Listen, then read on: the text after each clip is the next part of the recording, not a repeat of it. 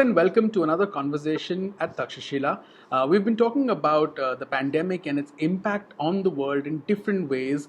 And today I'm joined by General Prakash Menon, who is Lieutenant General Prakash Menon, who is one of the senior fellows at Takshashila. And he's a distinguished veteran and a scholar.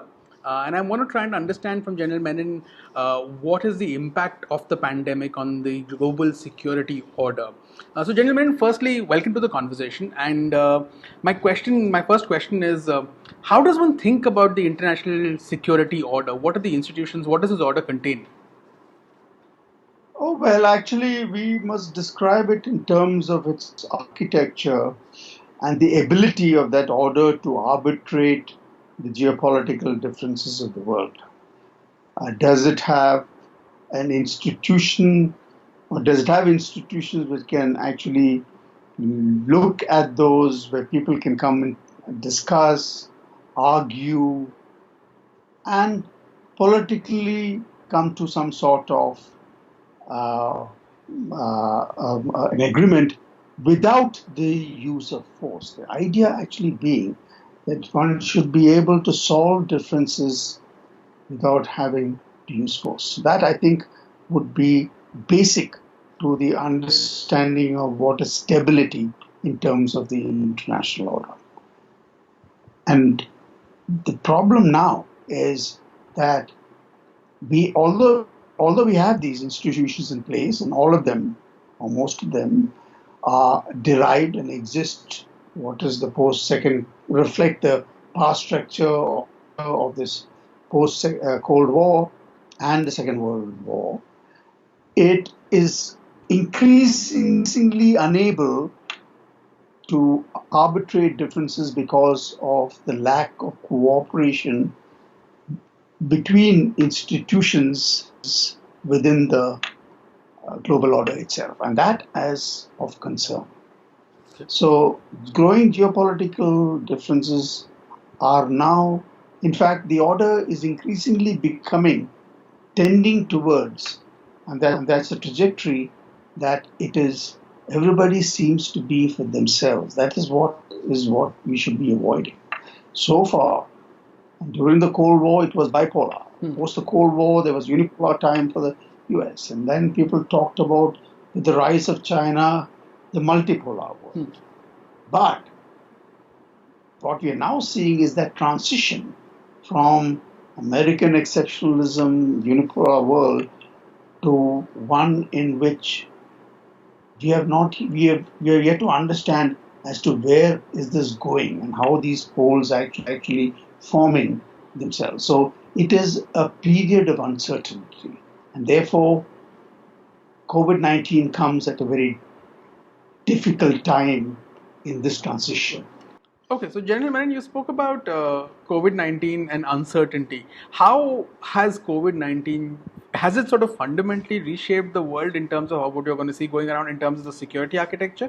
Or are we going to see things return sort of more or less to the same norm as where we were, where it was sort of increasingly multipolar and therefore unstable? Or is COVID-19 a sort of a black swan event in that sense that it's fundamentally changed things, or has it sort of accelerated what was happening?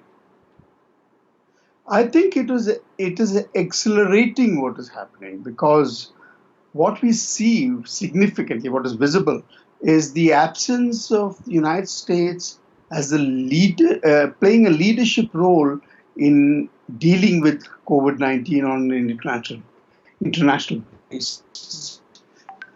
And we see, in fact, China trying to actually fill that space, not fully, but largely because it is also in a situation where it has monopolized the ability, and especially in terms of PPE and so on, to be the only country which can actually supply these things. So it's got an advantage over the United States. And the United States is more affected than China is already out of it. The United States continue to be affected. So COVID-19 comes at a time when it's going to deepen the already growing tensions which was launched by the US against the Chinese. And that is, I think, for geopolitical reasons, that America wanted to slow down the growth of China.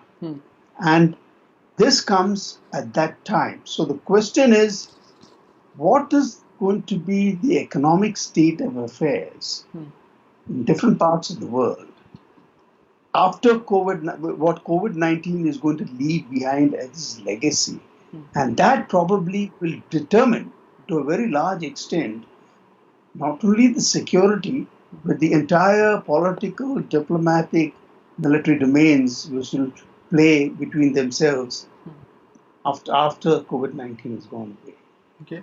Would you see increase in instability? Definitely.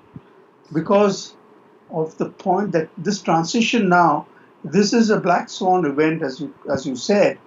It comes at a time when the pace of change of this event, the impact on the international system, is going to be quickened up, and that will create its own dynamics, which will obviously be instability. And it is being fought into an already ongoing geopolitical feud between the US and China, with other actors in play, including the EU, the Russians, India for that matter, the Japanese.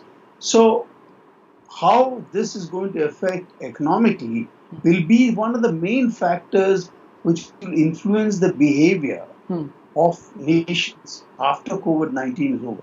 The only thing is we simply do not know how long is this going to last, is it going to make a comeback. So those uncertainties continue to prevail. Therefore, we must, and I think as all nations at this point in time, we must at least plan for greater instability. And we should not be harboring the false hope that people are going to be good and nice because COVID-19 has taught us a lot of lessons.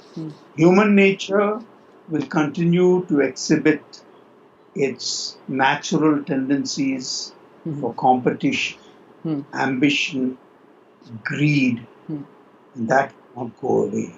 So it will be layered on that instability. All right. It's not very pleasing thought. Yeah. But I think we should brace ourselves for, let's say, rough road ahead. All right. So with that sobering thought, I'm going to call an end to this conversation. Thank you so much for joining us, gentlemen. Thank you.